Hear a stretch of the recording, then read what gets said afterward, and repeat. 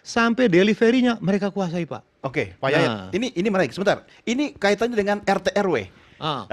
Jakarta tidak bisa lagi berpikir parsial hanya Jakarta, karena tadi kata Pak Yayat ya, harus mencakup Jakarta Raya, Jakarta, Bogor, Depok, Tangerang, dan SCBD Greater tadi. Jakarta. Greater Jakarta tadi. Apakah kebijakan Pemprov sekarang sudah melihat ke situ visinya, bagaimana Dewan Perwakilan Rakyat Daerah kita mensupervisi agar ini tidak bekerja sendiri hanya untuk Jakarta?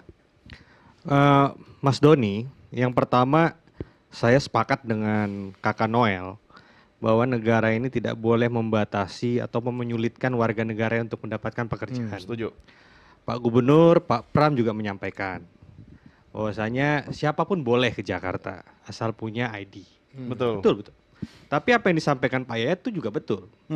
Jakarta overpopulated. Pertama. Hari ini tingkat permasalahan Jakarta adalah kualitas hidup. Polusi udara, kemacetan, hunian, lingkungan kumuh, air bersih, sanitasi, banjir, rumah di pinggiran kali. Nah, ini yang juga harus diselesaikan.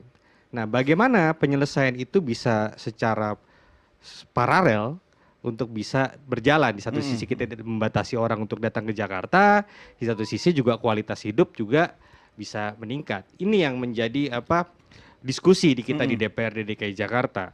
Tentunya dengan kebijakan-kebijakan yang hari ini kita berikan, pertama subsidi transportasi di Jakarta. Kita berikan PSO yang cukup besar untuk Transjakarta sehingga memudahkan masyarakat yang bahkan nanti ada di luar Jakarta untuk masuk ke Jakarta untuk bisa membatasi kendaraan pribadi. Itu untuk masalah polusi. Kalau kita belum bicara tentang emisi rumah kaca ya, di Jakarta yang makin meningkat, terus juga keterbatasan lahan. Ini baru kita ngomong dari sektor transportasi. Jakarta hari ini sudah menurun kemacetan mungkin. Untuk 25 km itu membutuhkan waktu sekian, itu menurun dia setiap tahun. Oke lah. Nah, tapi masalah polusi udara ini menjadi serius. Karena nantinya ini akan jadi beban pemerintah juga dari segi kesehatan, dari segi subsidi kesehatan. Kalau kita nggak bisa atur baik.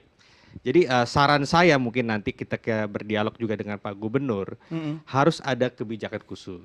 Bukan cuma gubernur, tapi kepala daerah di sekitar Jakarta juga ya harus diajak duduk bareng kan ya? Ya karena kan datangnya ke Jakarta, ya kan? Ya memang sarannya memang pertama harapan kita besar yang masuk di Jakarta ini harus juga nanti connected transportasinya. Jadi dia tidak harus tinggal di Jakarta, tetapi membatasi mitigasinya transportasinya sehingga tidak berimplikasi terhadap tingkat polusi di Jakarta. Mas aku tambahin sedikit ya.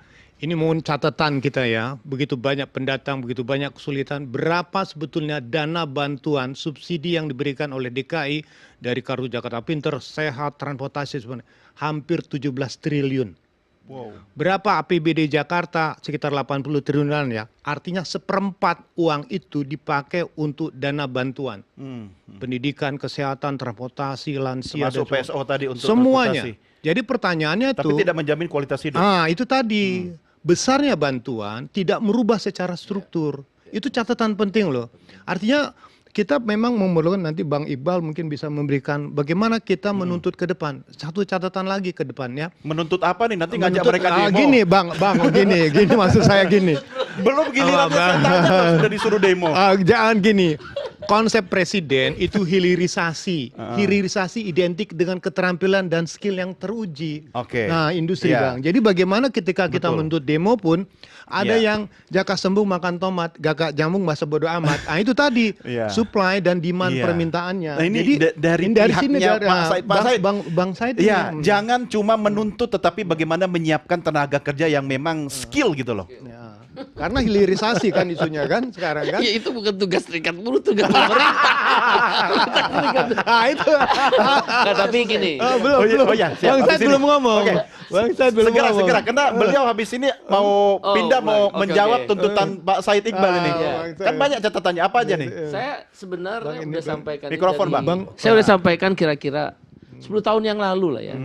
Karena saya kan banyak keliling dunia dan 10 tahun lalu Apa yang disampaikan? melihat benchmarking di beberapa negara maju itu industri ya. Iya. Indonesia kan udah industri karena dia PDB-nya udah 56% disumbang oleh manufaktur. Manufaktur. Tapi saya nggak tahu yang terakhir Sekarang ya. agak turun ya. Agak turun, tapi saya nggak tahu. Tapi intinya itu menjelaskan bahwa kita udah industri. Iya. Walaupun sekarang deindustrialisasi perlahan, tapi belum begitu terasa. Apa yang dilakukan oleh negara-negara di belahan dunia itu, misal tahun 80, ini kan cerita tahun 80 di Eropa. Ketika industri tekstil sudah tidak lagi berkembang di Eropa Barat, Jerman, Inggris, Italia, dia pindah ke Eropa Timur. Iya. Jadi yang labor intensifnya industri tekstil, garment, sepatu pindah ke Eropa Timur, ya, yang bertahan di capital intensif. Nah, dari capital intensif itu dia hanya menjadi kota jasa, perdagangan, pajak, akademisi, pengembangan IT dan seterusnya. Tapi yang istilahnya industri alas kakinya labor intensif dia ke Eropa Timur. Eropa Timur mulai berkembang lagi di Ceko, di Hungaria, di Bulgaria, dia pindah ke Afrika.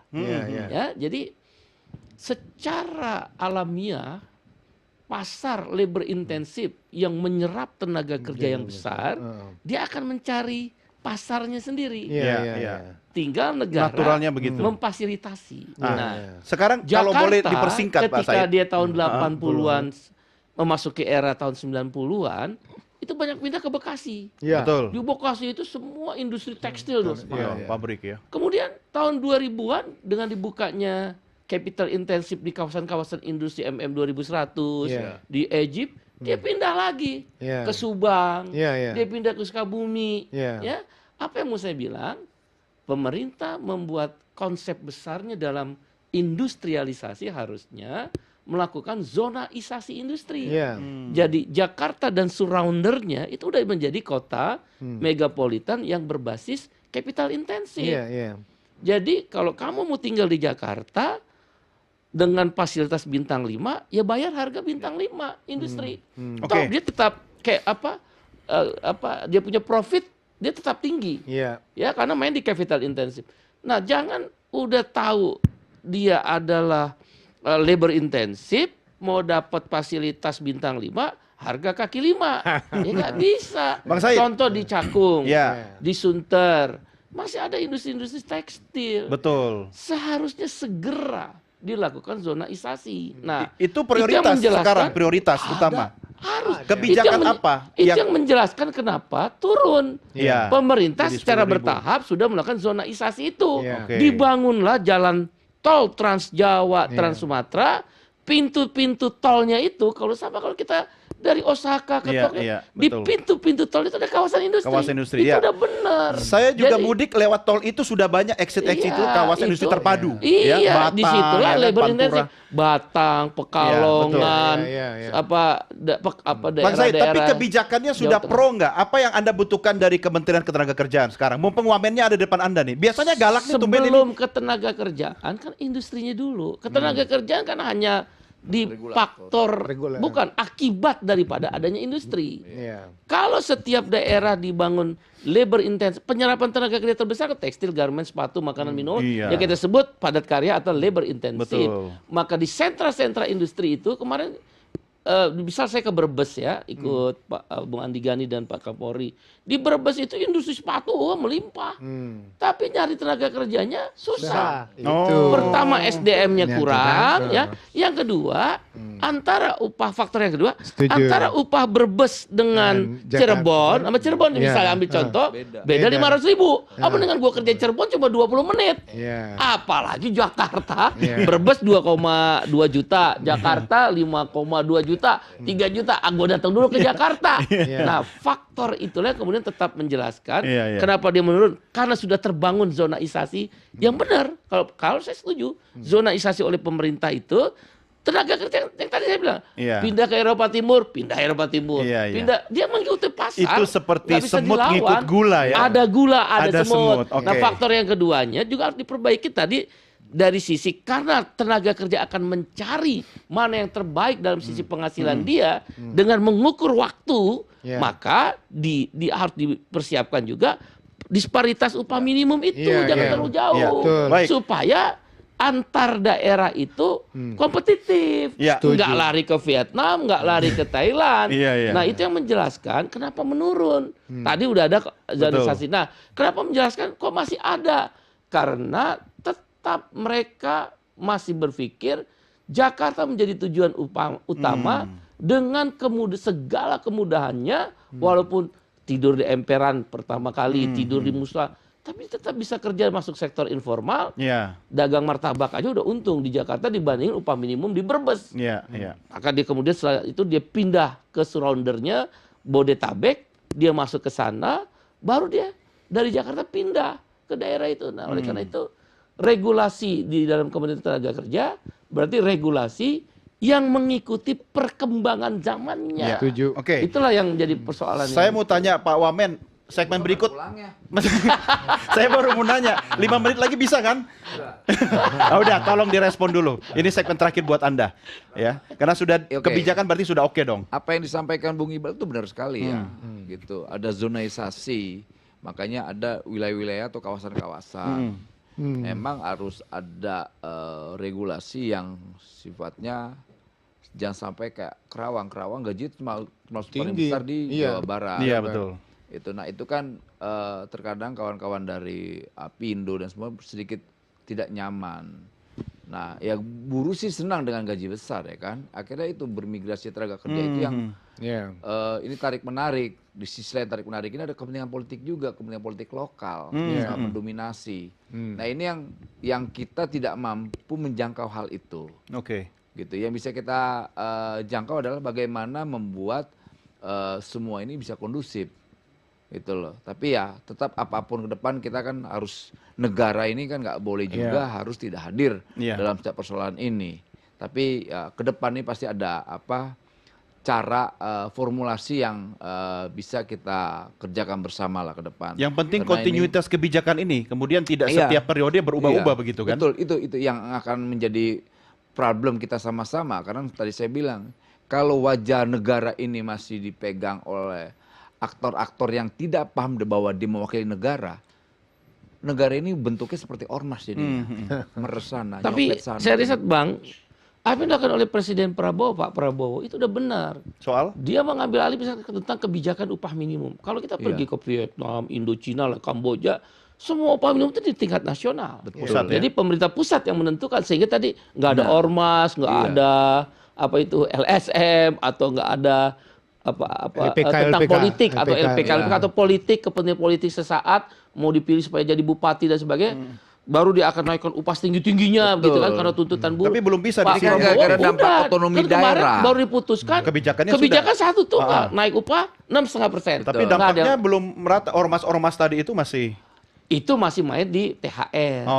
Nah, yang dimaksud oleh Bang Noel itu kan ormas menjadi agen-agen outsourcing. Sekarang disikat habis. Apalagi di Jawa Barat Kang Deddy Mulyadi galak itu. Dalam tataran tertentu apa yang dilakukan oleh Pak Prabowo sebenarnya dan pemerintahan ke bawah kalau kami rasakan itu sudah pada on the track. Ya. Nah, Pak Said, sebentar. Anda lihat Pak Wamen kaki sudah turun satu. Karena beliau ini memang kita todong ya, harusnya segmen berikut sudah tidak di sini. Tapi Pak Wamen terima kasih ya. Pesan terakhir buat penonton kita yang mau datang ke Jakarta. Datang ke Jakarta. Nanti PR-nya diselesaikan mereka berdua. Tapi Anda sebagai Wamenaker gimana? Datang aja. Tetap, ya siapapun lah ya. Setiap warga negara kan kita pemilik saham republik. Betul. Jadi nggak ada boleh batas-batasan lah. Nggak boleh alergi. Apa? Pemerintah menjamin. Wajib dong. Bukan wajib. Pemerintah menjamin. Negara harus hadir. Kita kan saya di sini. Apa yang saya sampaikan ini mewakili negara. Siap. Gitu loh.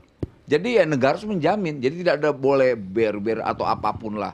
Regulasi-regulasi yang sebetulnya menyesatkan warga negaranya. Itu. Baik. Terima kasih ya. Saya minta maaf buat acara berikutnya Pak Wamen terlambat gara-gara kita todong di sini. Thank you Pak. Ini belum kredit title ya, masih nyambung di segmen berikutnya. Oke pemirsa, jangan kemana-mana, Merah Putih segera kembali sesaat lagi, tetap bersama kami.